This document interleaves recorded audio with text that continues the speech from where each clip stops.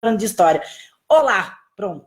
Eu estava transmitindo pela minha página, me enganei. Sejam muito bem-vindos ao Além da Letra. Esse canal que já temos 1 ano e 2, 3 meses conversando sobre questões espirituais, sejam livros, temas, sonhos, religião, e aí a gente pode conversar como um todo. Essa é a história. Eu estava lá na minha página, aí eu me enganei e falei, bom, eu vou lá entrar pelo Além da Letra também, então tá na minha página, tá no Além da Letra, tá no YouTube e tá no Instagram. Ufa, vai querer ser assistida assim na Conchichina, Vanessa. Eu estava começando a conversar e vou retomar um pouquinho aí para a galera do Além da Letra.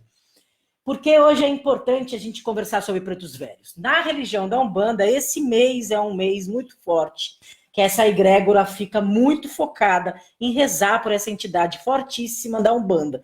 A Umbanda começa com uma entidade muito forte, que é caboclo, e fica muito resumida durante um tempo em caboclo e preto velho, certo? Mas o que é importante a gente pensar? Que as pessoas falam, não, mas hoje foi a assinatura da escravidão, porque a princesa da Balá, Isabel. Aí a gente precisa colocar uns pontos significantes nessa história do Brasil em relação à abolição da escravatura.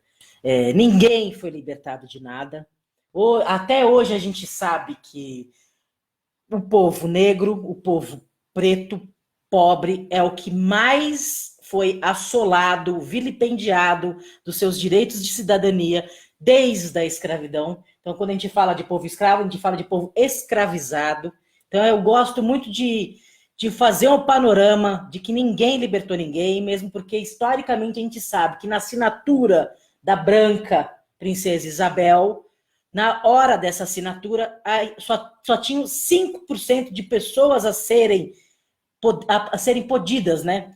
Serem libertadas. O restante já tinham sido por alforrias, revoltas, etc. Então, esses 5% restantes é que a princesa deu a canetada. E aí eu quero só para a gente poder retomar, porque quando a gente fala de Umbanda, quando a gente fala eu vou lá no terreiro e ouço o preto velho, eu escuto os ensinamentos, a gente precisa ser coerente. Não sei se somos. Essa é a busca. Mas é também a minha de poder conversar com vocês sobre essa história. Não adianta você ir num terreiro e achar o preto velho a coisa mais fofa, coisa mais bonitinha, ouvir, entender, respeitar e ser racista. Não adianta. Tem uma coisa a ver com a outra. Não adianta você ir no terreiro e conversar com o caboclo e não tá nem aí para as histórias indígenas. Ou estar aí a fim das MPs que estão querendo vilipendiar a terra mais uma vez. Nossa, mas política se junta com a religião no sentido de que religião é feita por homens? Sim, elas têm um contexto histórico, social, que a gente não pode despregar. Rezar é rezar. Rezar para preto velho, que a gente vai conversar aqui, é rezar para preto velho, mas eu não posso deixar de branca, classe média brasileira, poder falar para vocês o que também me incomoda e poder entregar e saber que existe os lugares de fala, o poder da fala desse povo que sofre até hoje. Não por serem coitados, mas por terem sido tirados os direitos básicos da cidadania. E de lá para cá, essa história inteira do Brasil acontece.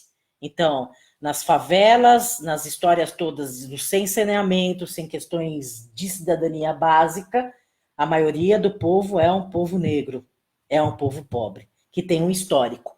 Hoje a gente percebe na quarentena, com os olhos nus e possíveis de ver, o que acontece em relação a tudo isso. Quem mais morre, quem mais não tem acesso, é o povo que não tem realmente grana. Então a gente é só juntar o Lé com o Cré. A partir disso é que eu gostaria mesmo de fazer essas considerações para que a gente possa falar desse assunto. Então ninguém libertou ninguém, historicamente.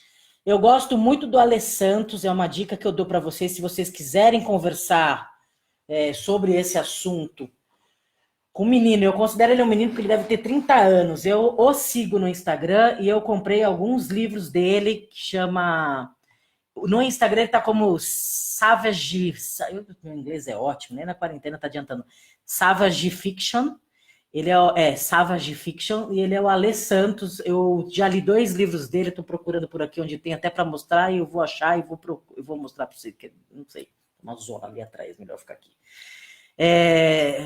Mas conversando um pouco nesse começo sobre essa questão histórica dessas pessoas escravizadas, teve uma história que saiu no El País, que é uma história aterrorizante de um senhor que na década de 30 aqui no Brasil, que já fazia mais ou menos 50 anos da canetada da nossa lindeza Princesa Isabel, que é a dita Lei Áurea, esse senhor, ele sai como um personagem dessa história no El País, Vicente da Silva. Pode dar uma googlada, El País, Vicente da Silva, tem a história dele lá. Que ele viveu anos escravizado depois dessa assinatura no interior de Minas, e ele conta a história dele. O que eu estou querendo dizer é que essa história da canetada é uma história muito errônea da gente entender. Falando de novo que os 5% ainda estavam numa situação de escravidão. O restante, 95%, de todos os estudos que se fizeram até agora, já eram negros que já tinham saído, já tinham tido alforria, já estavam em combates através de revoltas e não precisavam mais dessa canetada. É bom a gente conversar sobre isso, é bom a gente estudar a história, é bom a gente se aprofundar, é bom a gente ir atrás de quem tem esse lugar da fala, que é esse povo negro que anda estudando bastante. O Alê Santos é um deles, eu indico muito. Savage, eu não sei se fala Savage Fiction, né? Meu inglês é realmente fatídico. Estou vendo aqui historicamente, se eu esqueci de alguém, que eles falam de pessoas interessantes dessa época que a gente acaba esquecendo de falar, né? Como personagens. Não falo heróis, porque me incomoda muito falar herói aqui no Brasil, porque o herói transforma-se em messias, já que a gente fala de espiritualidade, e aí o caldo entorna, porque a gente fica numa expectativa que alguém vai salvar a gente, e não vai. Não vai, é o coletivo. Por isso é legal falar de Preto Velho. Preto Velho fala muito do coletivo, fala muito da gente, e da gente dentro da gente, do que somos nós dentro de nós. Os nossos personagens, as nossas almas, os nossos jeitos, a nossa ancestralidade. Eles sempre falam que a gente nunca anda só por uma razão. A gente vem caminhando de um histórico muito grande. Então, essa história do Preto Velho, esse ensinamento do Preto Velho é maravilhoso. Eu quero falar de 2 personagens que eu pesquisei, que eu acho legal. Do André Rebouças, que eu acho que quase ninguém ouve falar nesse personagem, que ele que acabou sensibilizando a monarquia pela causa abolicionista por Joaquim Nabuco. Então teve esses bastidores que a gente acaba não conhecendo por uma questão óbvia de interesse, que o que mais importante era falar da Princesa Isabel. Né? Então, eu acho que é interessante a gente começar a resgatar esses personagens que fizeram com que a abolição acontecesse. Né? Aquela canetada era 5%. E a Maria Firmina dos Reis, a primeira escritora abolicionista que denunciava a escravidão na ocasião. Tem um conto dela que chama A Escrava, no livro dela, dentro do livro Úrsula dela, tem esse conto que chama A Escrava, que eu estou falando de Maria Firmina dos Reis, que tem um PDF, talvez googlando, nas edições da Câmara, edições Câmara, que tem como vocês terem acesso. É interessantíssimo esse lugar da fala da Maria Firmina, que chama A Escrava. Que eram essas coisas que eu gostaria de ter esse preâmbulo para a gente poder começar, ainda mais eu sendo branca. Que para mim esse olhar é fundamental quando a gente fala da Umbanda, porque a Umbanda é uma religião que ela é extremamente brasileira, 100% brasileira. Lógico que não existe 100% nada, né? Mas o que eu estou te falando é que ela veio desse solo, e muitos das pessoas escravizadas da África que se aportaram na Bahia e no Rio de Janeiro, que depois vieram para São Paulo, fez o caldo da Umbanda. E a Umbanda, as entidades que a gente reza, sejam eles baianos, pretos velhos e caboclos, vamos falar desses 3, tem várias outras entidades que a gente pode ir conversando ao longo do tempo. Essas entidades representam muito o que é o Brasil, a miscigenação, os olhares de pessoas pobres, de pessoas que eram consideradas excluídas, que eram pessoas à parte da sociedade. A Umbanda é muito potente, a Umbanda é linda nesse sentido, é muito potente porque ela abre os braços para quem não tinha acesso, para quem não tinha fala. Então a Umbanda no seu começo, bem no começo, logo depois da sua fundação, porque a gente sabe de uma data, mas é uma data que foi um marco e a gente assim segue, mas a gente sabe também de histórias que não foram catalogadas e escritas e tudo mais, e a gente sabe dessa história que vem do povo.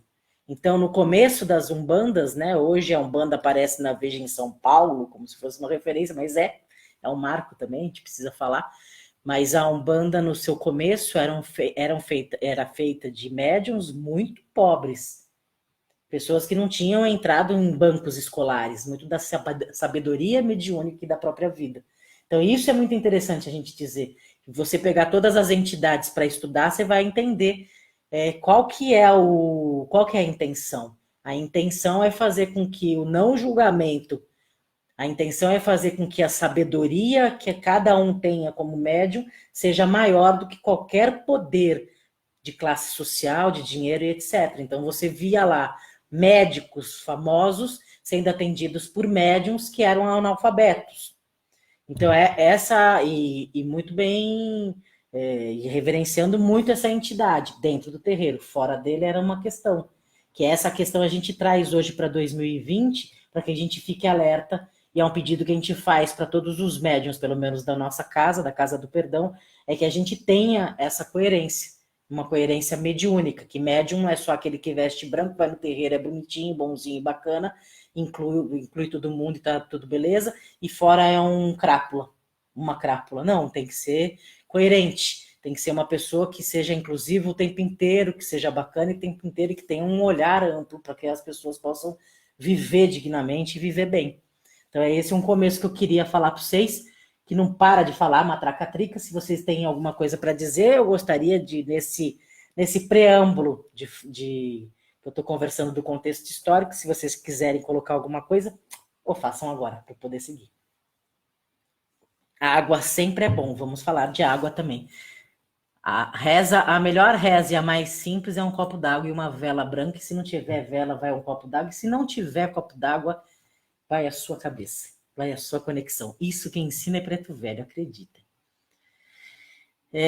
Se vocês tiverem alguma coisa para me dizer, eu estou com vários canais abertos aqui por uma questão de conexão, eu fui me calçando aqui, então eu não sei se eu vou conseguir ver todo mundo, tá bom? Mas se sintam falados boa noite, abençoados, e eu peço bênção para todos que estão chegando, porque eu não sei quem está aqui, tá bom? Depois eu vou falando um pouquinho, até para não perder a linha de raciocínio, mas aí quem quiser dizer, eu quero escutar vocês. Quero mesmo, eu gosto muito de compartilhar esses dizeres todos. Eu quero falar um pouco, então, para começar, sobre Preto Velho, da nossa casa. A Casa do Perdão, do pai Armando, é uma casa de Preto Velho. Ele que me guia, ele que me orienta espiritualmente, sempre me orientou, e eu tenho uma história muito engraçada para contar para vocês, engraçada mesmo, porque no começo da nossa história mediúnica, a gente vai vivenciando com muita dúvida, né? Eu sei disso. E a gente vai tateando muito. E muitas vezes a gente vai desconfiando. A gente não se entrega. E não se entrega para as entidades. E a melhor forma de aprender é com elas, com as entidades.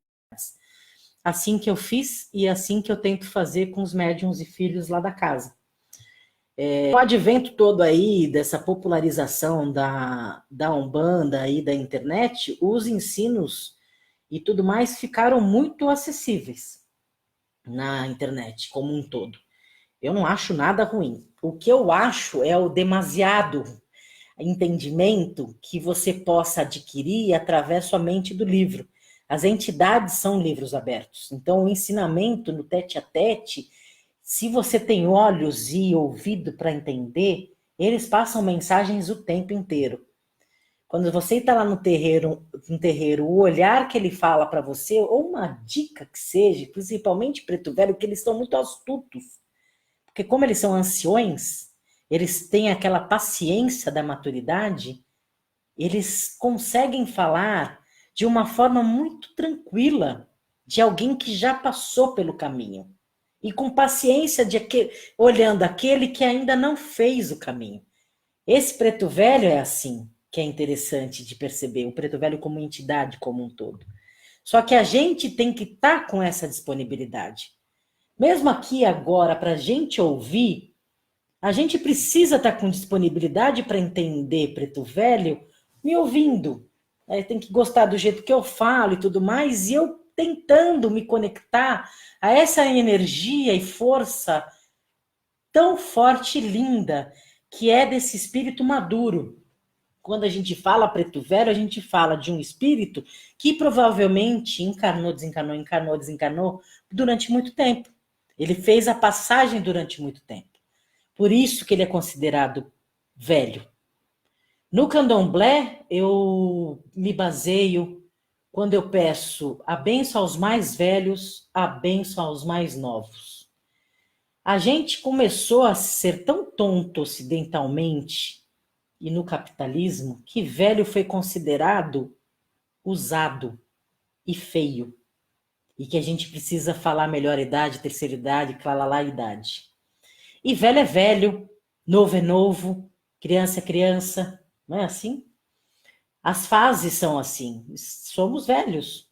E velhos a gente começou a ligar que depois da aposentadoria, que agora nem tem mais, né? Agora é uma loucura. Mas assim, depois que a pessoa não encontra mais lugar no mercado de trabalho, ela é descartada, porque quem baseia é o sistema, um sistema de valores monetários, e não um sistema de valores de maturidade. O 40, 50 anos é quando você está mais pronto, né? É o quando você está mais sabendo que os erros todos que você cometeu, o exercício todo que você já fez e que precisa refazer, né? Porque a gente vai refazendo a nossa história, a gente tem a oportunidade de refazer. No psicodrama a gente tem um ensinamento que a gente fala que é todos têm direito à segunda cena. E a terceira e quarta, e quantas vezes tivemos o privilégio de novo aparecer e a gente poder se apresentar de uma outra forma. Lá na Casa do Perdão, olha que nome potente. Casa do Perdão do Pai Armando, a gente aprende um pouco a se exercitar. E a gente só se exercita no concreto. Não é na teoria de fato. A teoria ela é complementar, mas é o exercício do ouvir que ele ensina para a gente, por exemplo, como estamos numa roda com os médiums, um fala, você conta 3 segundos para falar. E não é rebater o que a pessoa está, não é um debate. É ouvir, te ouço, e eu falo. Dificílimo. Preto Velho que ensinou. E aí eu ia contar a história lá com o pai Armando, né? A história com o pai Armando, que eu estava falando no começo, que é muito difícil da gente entender, porque a gente tem coisas na cabeça, a gente tem referências e tal, e quando acontece com a gente não sabe como fazer, porque não veio com o manual. E o meu preto velho deu o nome dele, pai Armando. Eu falo, não é possível. Aí eu estava numa aula com a minha mãe de santo, maravilhosa, uma paciência de Jó comigo até hoje, graças a Deus. E aí estavam lá conversando sobre as entidades, eu era cambona. Não, acho que já estava na coroação. Aí, então, eu preciso falar um pouco, tá uma coisa esquisita acontecendo. Fala, filha, fala. Ela fala, filha. Quando ela tá com paciência, ela fala, filha. O meu preto velho deu o nome dele. Nossa, axé, que coisa linda. E qual que é? É o pai Armando. Me segurando o riso e meio... Não pode ser, né, Bá? Como que um preto velho... Tem pai José, pai Joaquim, pai Benedito, pai João. Mas pai Armando? Aí ela me deu uma baita bronca e falou para mim, você teve o privilégio, minha filha, dele dar o nome dele da última encarnação. De como ele era chamado mesmo. E ainda juntava a coisa mais difícil para mim, eu tinha um chefe na ocasião, bem recente, que se chamava Armando. Eu falei, pronto, eu estou bem viajando. fazia terapia também na época. Eu falei, não é possível que eu tô fazendo isso, fazendo essa influência. E não é o nome dele mesmo. E o nome da casa é dele, é o nome dele mesmo, maravilhoso. E ele me ensina e me ensinou sempre muita coisa, né? Todas as histórias que temos da casa hoje, a firmeza mesmo de que vai, filha, que eu estou junto, foi ele. Foi ele que me deu, foi ele que me dá. Eu ter parado de beber, que vai fazer 2 anos, foi ele que me deu, ele que me dá a certeza de que é o caminho. Amigas concretas e que me deram força, que estão por aqui também, é o que faz o enlace acontecer, né? A história acontecer e a gente seguir, que é maravilhoso. Mas Preto Velho, a gente precisa saber ouvir. Eu tenho uma conexão facilitada porque eu sou filha de Obaluaê, que é o orixá regente dessa linha, né? Todas as histórias, rezas e oferendas é através do Preto Velho que chegamos em Obaluaê, vamos dizer assim. É uma linha que é junto com o Nanã Buruquê, mas é uma linha que é muito orquestrada por esse grande orixá, da qual eu sou privilegiada de ser filha. Por isso a casa ser do pai Armando não é minha. Quando eu descobri que a casa não é minha, eu falei, meu Deus, que loucura. As guias não são minhas, são das minhas entidades. Então, a Umbanda ensina muito esse desapego, que isso é muito lindo, né, gente? Vou dar uma chegada por aqui para ver quem tá. Boa noite, Ana Paula Lindeza, tudo bem? Soraya Lindeza, tá todo mundo por aí? Galera querendo falar sobre Preto Velho, falem das suas experiências também. A Ruth de Kristen, o pessoal que já tinha falado, e todo mundo aqui, todo mundo quietinho, né? Aí vocês não falam nada. A Cris falando, a princesa não sancionou a lei que fazia operações financeiras das comunidades escravizadas, só fez com que os negros virassem consumidores e pagassem por suas próprias senzalas. É verdade. É uma grande verdade. Se vocês tiverem histórias de Preto Velho, diga, vocês são muito, muito bem-vindos, tá bom? Eles se apresentam com nomes que individualizam sua atuação. Então, o do Congo, todas as regiões da África, de Angola, e tem uns nomes que eu acho que é uma curiosidade que vocês podem ter, que é muito interessante, né? Da onde que eles vieram, depende muito dos nomes. Isso é fechado? Não, isso é um estudo que se faz e através das entidades, por isso que quando o médium traz e fala, eu acho que o nome é tal, então é tal, é a entidade que está falando. Eu acho que veio da onde, a gente vai, eu sempre falo, anotem e vai registrando, porque o começo é assim mesmo. Eles também vão mudando um pouco e a gente também está ainda ouvindo e querendo saber. Então é um exercício que a gente vai fazendo, sabe? Não leia primeiro os nomes para você ver se você se encaixa naquele. Deixa ele falar. Se você quer conhecer alguém, é a mesma coisa com a entidade quando a gente incorpora. Se você quer conhecer alguém aqui de corpo presente, você vai falar só de você? Você vai falar para a pessoa, não, eu te conheço, eu sei que você é a Ludmilla da estrada de não sei da onde, que você tem pai. Não, mas deixa eu me apresentar. Para a entidade é a mesma coisa. Deixa eu falar. Ah, mas e se eu tiver errado? Nunca vai estar errado, você vai estar com a entidade. Ah, mas sou eu ou a entidade? São duas coisas muito distintas. Como é a nossa consciência, somos. Até um determinado momento, quando a gente tem uma maturidade mediúnica, né, de exercício, a gente sabe que somos um só. Tem como influenciar mesmo sendo maduro? Lógico. Ontem mesmo que a gente estava fazendo a gira virtual, eu estava incorporada e eu sei que a bateria do celular estava desconectada. Eu sei. É muito raro você, hoje em dia, com essa poluição, com o que a gente enfrenta no dia a dia, com esse mundo maluco, você ser inconsciente na incorporação.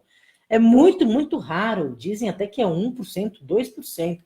A maioria é consciente e um pouco é semiconsciente, né? Então, a gente sempre está presente. A gente que permite que eles entrem, que a gente possa ser acoplado e poder falar. É a gente. É o nosso simulacro aqui, é o nosso templo que permite isso. E é o nosso templo que permite ele ir embora, e é o nosso templo que permite ele se apresentar. Mas e se eu estiver fingindo o nome? Ah, mas aí calma. Escuta. Por isso que é interessante ficar numa situação, por isso que a gente faz banhos, a gente faz rezas, a gente faz preparação, preceitos, para que a gente possa receber. A gente recebe alguém. É muito importante. Não sei se vocês são católicos, os católicos vão na igreja, Deus está no altar, está presente, está dentro da gente, mas está muito fora, que é ali que a gente reza. Nas religiões que incorporam, a gente traz para dentro. Então, é grande. Para você fazer um altar na sua casa, você faz ele limpo, bonito, com os melhores produtos, porque você quer ficar na reza bacana, forte. Você imagina dentro da gente. A gente tem que estar com o corpo bacana, com a cabeça bacana, certo do que estamos fazendo, confiantes do que estamos escutando. Por isso que é importante. E quando a gente fala de preto velho, a gente fala de calma. Às vezes a gente tem essa expectativa de querer saber tudo. Escuta. Ah, mas toda vez só, é só quando eu vou no terreiro? É um momento especial. É aquele momento que você tem que sacralizar mesmo, sabe? Mas e se eu não incorporo, eu tento, eu não incorporo? Aí você pede para sonhar, você se conecta quietinho, olhando o céu, sabe? Chamando essa energia mesmo, não é? Né? Aí eu estava falando desses nomes, por exemplo, Pai Francisco do Congo. Às vezes eles dão um nome completinho. Pai Francisco de Aruanda, o do Congo são mais na linha de Ansã. Isso é um estudo, tá? De Aruanda, mais na de Oxalá. Aruanda é meio um lugar, um espaço que eles identificam como uma atuação deles de conexão espiritual. Eu não falo céu porque eu não acredito nem em céu e inferno, tá? Mas vamos dizer Aruanda como um espaço cósmico de espiritualidade, que é quando eles não estão aqui, eles estão lá, em Aruanda, na Aruanda. É um nome que as religiões afro, principalmente a Umbanda, utiliza para usar essa denominação, que não seria um plano... Aruanda. É que a gente já fala Aruanda. Onde está o pai Armando? Além de dentro de mim, está na Aruanda. E aí, quando a gente quer... pai Armando, gostaríamos muito de convidá-lo a estar nessa gira, a poder congregar, a poder compartilhar, a poder rezar e nos ensinar. O senhor pode vir para cá? O senhor pode vir da Aruanda para cá? A gente reza e tem todas as rezas, aí ele chega. Né? Que coisa mais linda. Aí tem da Angola, que é em Ogum, normalmente os que vêm de Angola, Pai João da Angola, normalmente tem uma vinculação, um trabalho mais forte com Ogum. Não quer dizer que o médio é de Ogum, não quer dizer que o preto velho é de Ogum, quer dizer na atuação do trabalho, isso que eu estou querendo só ensinar vocês. E da Calunga, que é o cemitério, né? Calunga grande, Calunga pequena, todo mundo sabe, pequeno é o cemitério nosso dos mortos enterrados, e Calunga Grande é o grande mar, é o oceano. A gente pode conversar sobre tudo isso, eu acho que são vários pontos, né, que a gente pode destrinchar aqui. Ainda bem, porque eu gosto de falar, gosto de poder aprender conversando, aí a gente pode ter vários temas para conversar, se for de interesse, né? E Calunga, que é muito ligada à linha de Obaloaê. Então, essas curiosidades que eu queria falar para vocês, e do meu roteirinho aqui, que eu nunca pego, que eu fico falando que nem uma tracatrix, sempre falo isso, né? Que eu tinha falado, que preto velho, a noção de que a gente tem é de um espírito que encarnou muitas vezes, muito maduro, e eles estão bem num outro processo, assim, bem um processo de iluminação mesmo, eles vêm para guiar mesmo, sabe? E é muito ligado ao Obaloaê e Nana Buruquê, que Nana eu falei aqui, né, na live, e falei também de Obaloaê. Quem quiser retomar essas lives, tem no YouTube gravado e também tem no Além da Letra, quem quiser. Então a gente sempre pensa nessa linha do preto velho com esse arquétipo, né, de um negro que ele foi escravizado, que ele veio da África, que ele foi vilipendiado em seus direitos, que ele teve algozes muito presentes, inimigo muito forte, uma vida muito restrita. E aí ele, depois de tudo isso, ele se liberta em relação à alma, né, como alma, para ensinar a humildade, a fraternidade, a paciência, esse arquétipo que a gente trabalha. Eu sempre me foco muito quando falam sobre isso no Mandela. Mandela ficou injustamente preso, eu tive a oportunidade de ir lá na cela onde ele ficou, nossa, muito pesado. Ele ficou injustamente preso mais de 30 anos, se não me engano, muito mais até, mas 30 anos eu sei que foi, na África do Sul, em relação ao apartheid, que ele sempre foi um cara justo, que lutou pelos direitos dos negros na África do Sul e foi horrivelmente preso. E ele saiu da prisão por cima.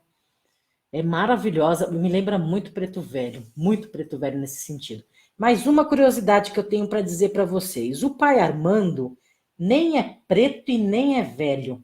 Ele tem uma história grande com a Igreja Católica nas suas primeiras encarnações. Olha que doido. A gente fala do arquétipo, mas não necessariamente da etnia. Entende? Eu fiquei muito torcendo para o pai Armando ser negro, porque seria a única oportunidade de eu ter muito, muito perto essa etnia que tanto me ensina e tanto eu estou estudando muito sobre racismo. Eu estou muito, muito ligada a esses temas, muito, muito mesmo. Mas não é, parece que não é. Mas tudo bem, é uma curiosidade que eu queria falar para vocês. Realmente, quando a gente fala preto velho, não necessariamente é preto nem velho. Quando a gente fala caboclo, não necessariamente é indígena.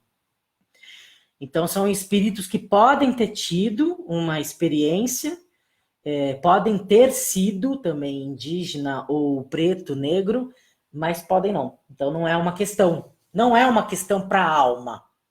Quando eles estão como espíritos, eles têm essa vivência de outras encarnações, mas não é o que prepondera. O que prepondera para o ensinamento de todas as entidades para nós é a mesma. Não julgue, seja melhor, se perdoe. Então, essas máximas é que eles vêm para nos ensinar. Sempre a mesma coisa, sempre a gente não aprende.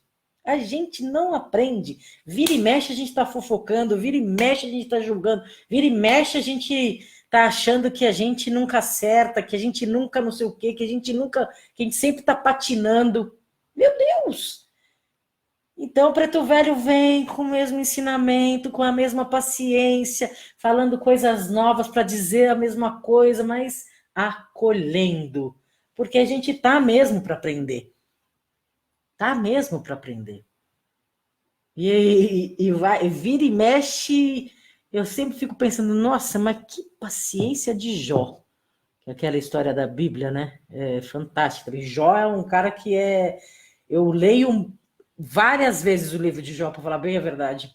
Jó, a história de Jó mesmo.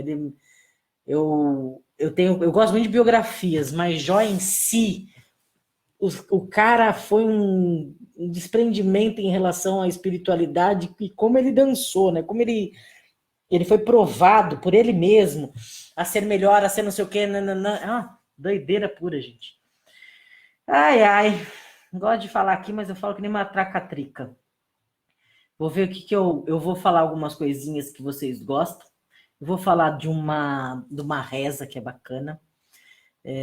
Vou falar sobre uma reza. Vocês querem que eu fale uma reza que é bonita? Vou ver onde eu pus. E vou falar sobre um trabalho, quem quiser fazer um trabalho muito simples. O que é trabalho? Né? É um trabalho, parece...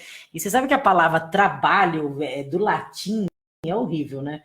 Vem de tripalium, do latim, e quer dizer instrumento de tortura, credo. Então, quando fala trabalho, é um trabalho para a gente oferecer, né? Para a gente poder rezar, porque a Umbanda é uma religião muito de ação. A gente não só reza, a gente acende uma vela, a gente canta, a gente se mexe, a gente mexe o corpo, a gente se conecta a partir disso, né? Do barulho, do som, né? Então tem toda uma forma de comunicação. Se eu achar onde eu pus, vai ser bacana. Uma rezinha vai ser bom também pra gente rezar, né, gente? Tem vários pontos lindos de Preto Velho. Quem não conhece Preto Velho, com certeza, me ouvindo, não está conhecendo muito. Só a questão da paciência, né? Você imagina, você vai num terreiro de Umbanda, chega um espírito que foi chamado, que é muito bem-vindo, ele chega curvado, fisicamente no médium, ele chega curvado, bem, tem uns que, nossa senhora, tem uns que estão quase no chão. Você vê caras assim de 1,80 m, bem curvado, corcundinha. Eles chegam dessa forma para mostrar a humildade. São todos que chegam? Não, mas a maioria chega. Para se mostrar humilde, para mostrar que não precisa estar grande, que a grandeza não é aparente. Então, eles vão ensinando já pelo físico deles. É interessantíssimo. Aí eles sentam, estou mostrando para vocês a historinha, assim. Eles sentam, eles gostam de pitar um fumo de corda. Se tem, eles fumam, se não tem, não tem problema. Alguns gostam de marafo com café, que marafo é cachaça, outros só com cafezinho. Ontem a gente fez o café, que a gente fica 1 ano lá colhendo do pé e faz o processo todo, bem medicinal. Eles fizeram até um unguento, que é história bem do café mais denso, para poder passar até nas feridas. É demais, assim. Não sei se vocês têm paciência de conversar com os mais velhos, né? E vocês que têm filhos, seria legal ensinar. Eu lembro da minha sobrinha número 1, que eu tenho 6. A sobrinha que está fazendo medicina. Coisa mais linda, a Manuela. Ela, quando ela era bem pequenininha, o meu irmão e a minha linda cunhada colocaram ela numa escola muito interessante ali em Cotia, que as aulas eram fantásticas. Uma dessas aulas foi uma senhora que ficava embaixo de uma árvore no terreno da escola, que o terreno era de chão batido, terra mesmo, sabe, para a criançada brincar. E aí as crianças, ela devia ter uns 3 anos, acho eu, a Manu, ficava em volta dessa senhora, a senhora descascando uma laranja numa cadeira de balanço. E qual que era a aula? As crianças conversarem com ela. Quer mais do que isso? É um ensinamento. As crianças ouvirem a história da senhora, lógico, mediada por uma professora, porque a criançada fica maluca, né?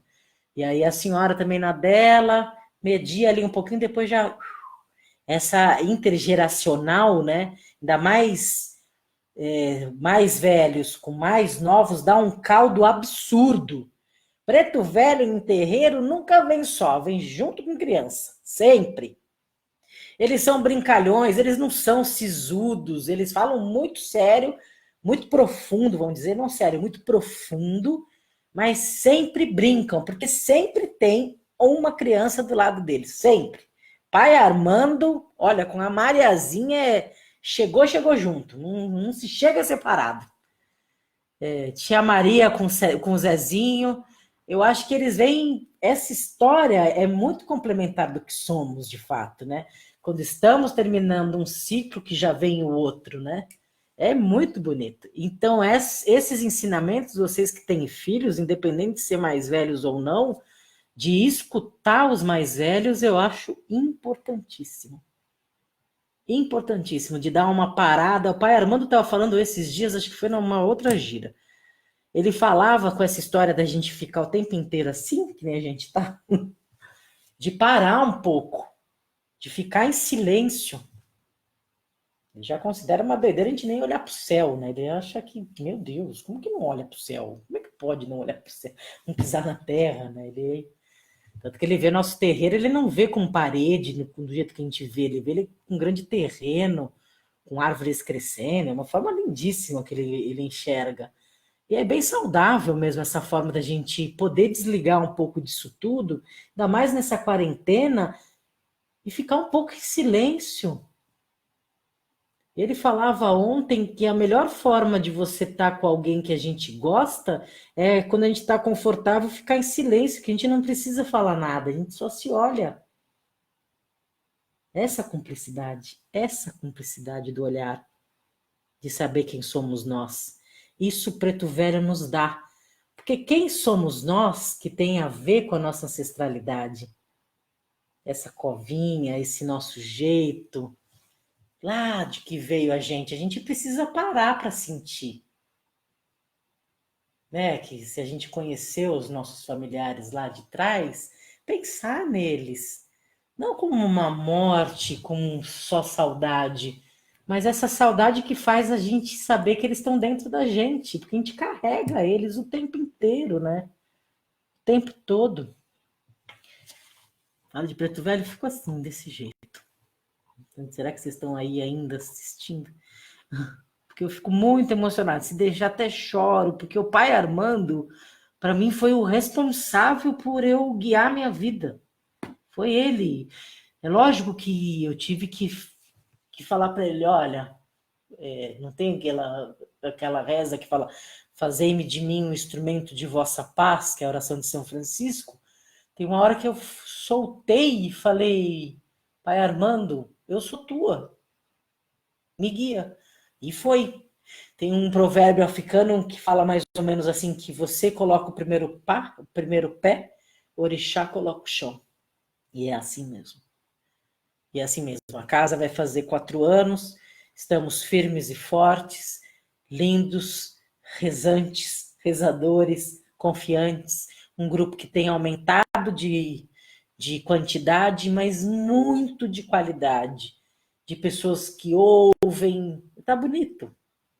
Eu vivo falando para os médios que vocês não precisam se gostar, a gente não precisa ser amigo, mas a gente precisa saber qual é o bem que a gente está fazendo para a gente e para os outros que vêm procurar a gente. Isso a gente precisa saber. Por isso que a gente precisa estar na vibe Preto Velho. E aí é pauleira. Não é para todo mundo, não. Mas a galera lá, da Casa do Perdão do Pai Armando, é porreta. Assina embaixo. Axé. Tô procurando Ai, que lindeza. Tô procurando a reza pra gente fazer, porque, olha, são 10:50, vocês acreditam? Uma traca-trica falou até agora. Eu tinha um caos pra contar, mas é grande. Vou ver se eu consigo. Pera aí, gente. Eu vou contar uma história que eu achei bonita. Chama História de um Preto Velho. Vocês vão gostar. Tudo começou na pequena Paranapiacaba, uma vila pitoresca com arquitetura e clima, que lembra as cidades inglesas do século XIX e destinada à moradia dos trabalhadores da rede ferroviária federal. As casas, algumas mais simples, onde moravam os trabalhadores, mais humildes, outras mais requintadas, que abrigavam os engenheiros da ferrovia, os verdadeiros mandatários da empresa. Eram de madeira, pintadas de um tom entre o vermelho e o marrom, enquanto os de alvenaria, mais simples, eram pintadas de cal com pigmento amarelo. Parece que esses detalhes imprimiam um aspecto ainda mais melancólico ao lugar. Mas a casa onde Dona Lídia morava não se encaixava em nenhum desses quesitos. Era uma casa extremamente humilde, de madeira já bem úmida e surrada pelo tempo, a última casa da rua Antônio Olinto, abrigava a boa senhora, o marido e o casal de filhos. Os fundos do quintal davam para a mata fechada, que era bela, mas trazia alguns problemas, tais como invasão de animais indesejados, cobras, morcegos, sapos, além de causar uma sensação de insegurança bastante justificável. Tipo, suspeitos costumavam se esgueirar por aquele local, sabe-se lá com qual finalidade. Tudo isso deixava a Dona Lídia apreensiva, pois seu marido, seu Sérgio, saía para trabalhar antes do amanhecer e só voltava ao cair da tarde. Isso a fazia sentir-se refém da situação. Junto aos filhos, durante todo o dia, em uma triste ocasião, um vizinho maldoso tentou arrastar a filha do casal para o matagal, com as piores intenções. Só não conseguiu seu intento porque outros moradores perceberam o movimento e agiram a tempo. A vila era pequena e existiam algumas casas melhor localizadas que estavam desocupadas.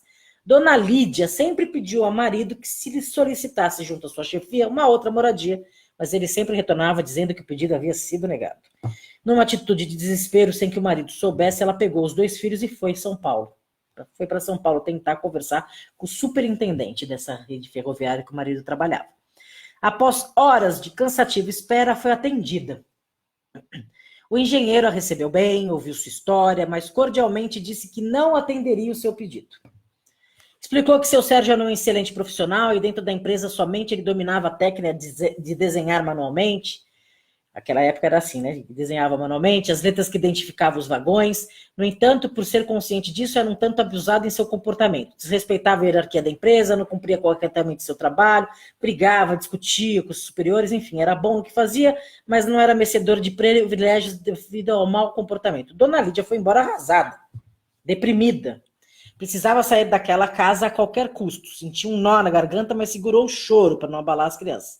Resolveu, então, visitar uma cunhada que morava ali perto, a fim de desabafar um pouco. Chegando lá, falou sobre sua angústia e a cunhada, percebendo que ela não estava bem, convidou a ir até uma vizinha que era benzedeira. Chegamos no tema, ufa. Lá chegando, foram prontamente atendidos e a senhora incorporou uma entidade que se identificou como o Preto Velho Pai João Benedito. O bom espírito deu um passe em Dona Lídia e em seus filhos, e depois de falar palavras de conforto, disse: a filha pode ficar sossegada, esse preto velho vai ajudar a filha a conseguir o que precisa. Dona Lídia voltou para casa mais leve, já conformada em ter que viver naquela casa velha, úmida e sem segurança, mas ao menos sentia que estava protegida espiritualmente. Algum tempo se passou e a conversa com o preto velho já estava caindo no esquecimento. Afinal, como o espírito de um escravo poderia interferir na mudança de uma casa? Ficou pensando. O negócio era viver a vida, seguindo em frente e aprender a conviver com os sapos. Bicho que particularmente Dona Lídia tinha verdadeira fobia. Cobras e outros animais repugnantes, além do constante medo por estar à mercê de um invasor. Uma noite, seu Sérgio adormeceu assistindo a TV junto com a filha no sofá da sala. Dona Lídia, cansada do trabalho diário, foi para a cama e colocou o filho mais novo na cama. A casa era tão pequena que todos dormiam no mesmo quarto.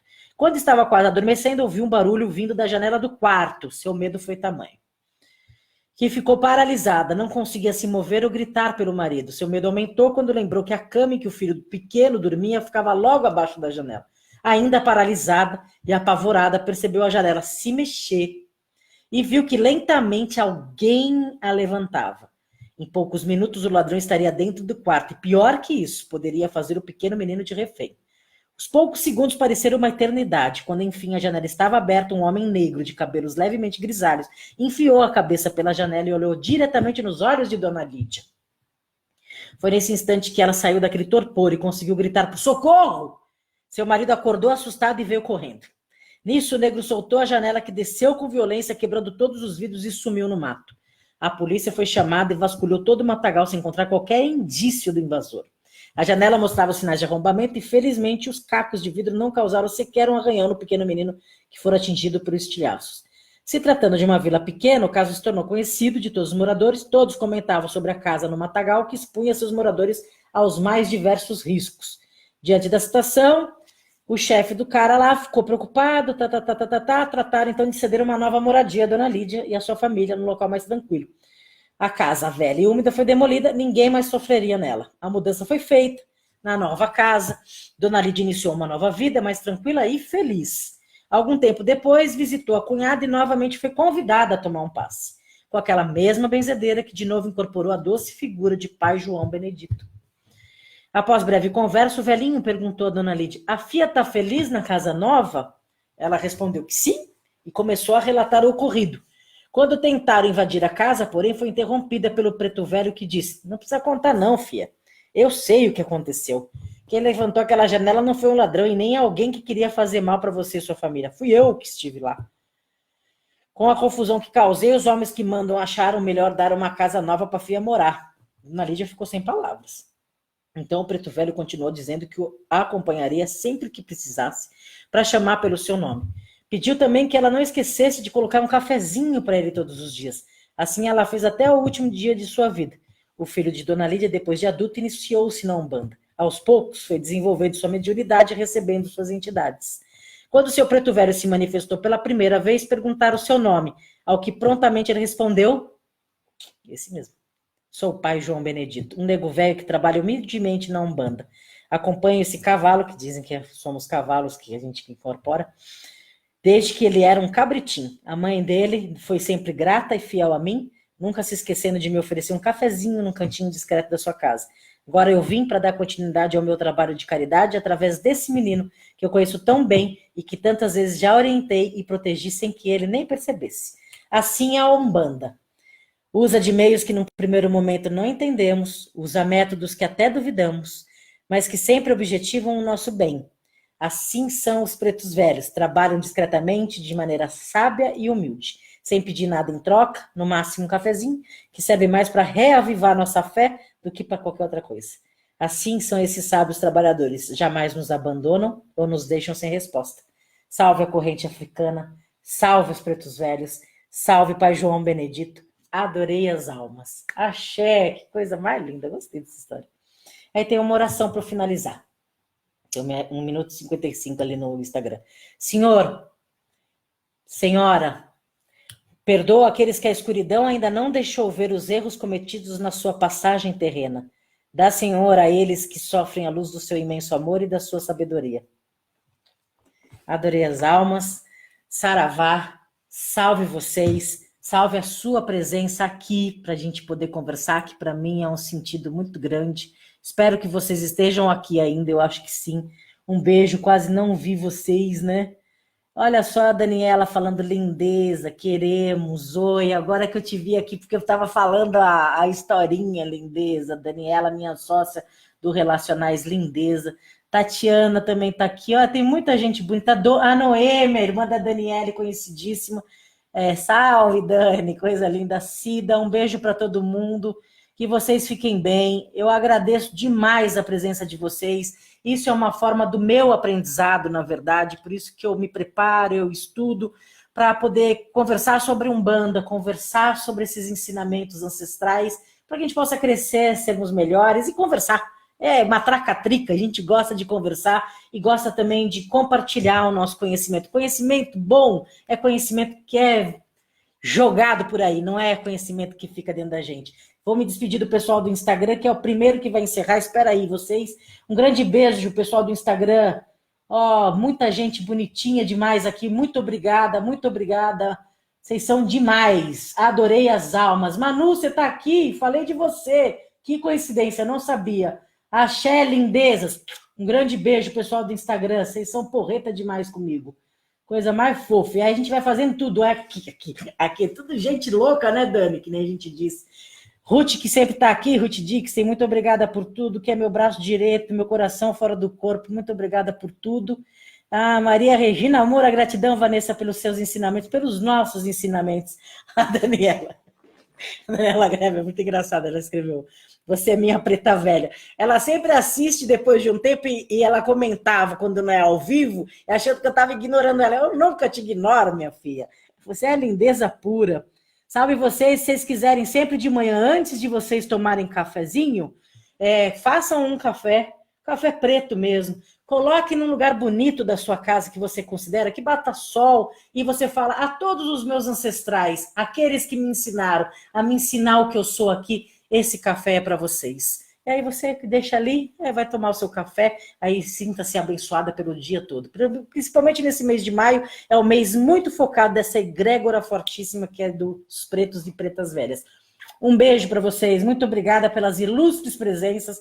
Vocês nem imaginam o quanto que me ensina vocês aqui. Porque ser interlocutor é muito chato. Pena que o tempo é muito curto, senão a matraca-trica ia ficar falando horas. Brigadão mesmo. Um grande beijo, até a próxima quarta. Se quiserem deixar comentários por aí, que tema que vocês sugerem, me escreva que eu faço. Um beijo, obrigada, axé. Aí falta agora o pessoal do YouTube. Muito obrigada, pessoal do YouTube. Estamos construindo esse canal, o Sou Porque Somos. Aí fica gravado aqui. Se vocês quiserem compartilhar e falar para as pessoas, tem um canal lá em construção, vamos seguir adiante com ele. Eu agradeço muito. Muito obrigada por vocês estarem aqui no Sou Porque Somos. Um grande beijo para todo mundo. Obrigada. Obrigadão.